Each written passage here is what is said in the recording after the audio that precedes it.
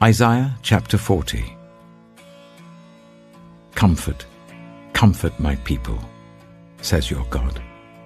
Speak tenderly to Jerusalem, and proclaim to her that her hard service has been completed, that her sin has been paid for, that she has received from the Lord's hand double for all her sins.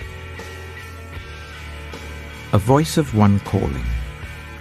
In the wilderness, prepare the way for the Lord. Make straight in the desert a highway for our God.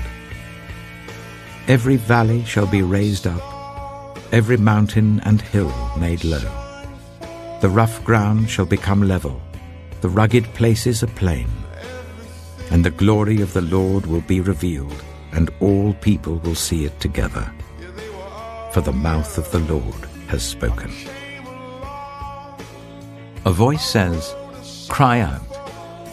And I said, "What shall I cry?"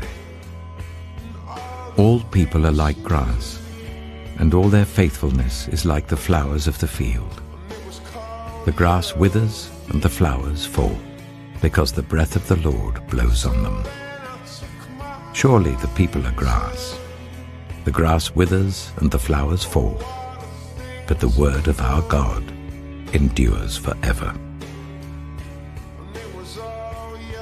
You who bring good news to Zion, go up on a high mountain. You who bring good news to Jerusalem, lift up your voice with a shout. Lift it up, do not be afraid. Say to the towns of Judah, "Here is your God."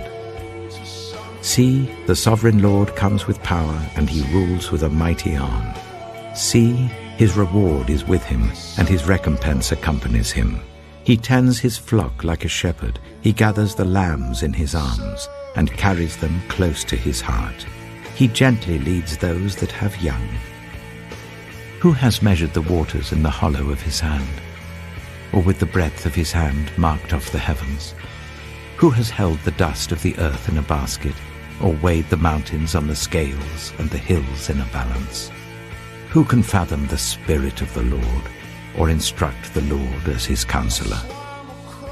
Whom did the Lord consult to enlighten him? And who taught him the right way? Who was it that taught him knowledge, or showed him the path of understanding? Surely the nations are like a drop in a bucket. They are regarded as dust on the scales. He weighs the islands as though they were fine dust. Lebanon is not sufficient for altar fires, nor its animals enough for burnt offerings. Before him, all the nations are as nothing. They are regarded by him as worthless and less than nothing.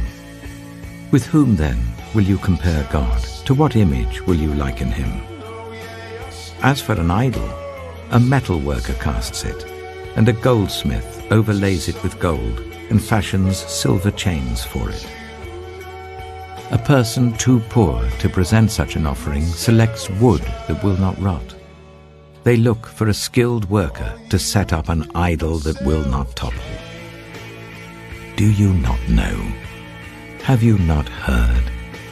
Has it not been told you from the beginning? Have you not understood since the earth was founded? He sits enthroned above the circle of the earth, and its people are like grasshoppers. He stretches out the heavens like a canopy and spreads them out like a tent to live in. He brings princes to naught and reduces the rulers of this world to nothing. No sooner are they planted, no sooner are they sown, no sooner do they take root in the ground, than he blows on them and they wither, and a whirlwind sweeps them away like chaff. To whom will you compare me, or who is my equal? Says the Holy One. Lift up your eyes and look to the heavens. Who created all these? He who brings out the starry host one by one, and calls forth each of them by name. Because of his great power and mighty strength, not one of them is missing. Why do you complain, Jacob? Why do you say, Israel, my way is hidden from the Lord, my cause is disregarded by my God? Do you not know? Have you not heard?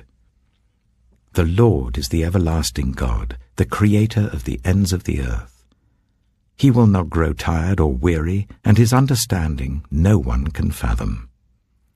He gives strength to the weary and increases the power of the weak. Even youths grow tired and weary, and young men stumble and fall. But those who hope in the Lord will renew their strength. They will soar on wings like eagles. They will run and not grow weary. They will walk and not be faint.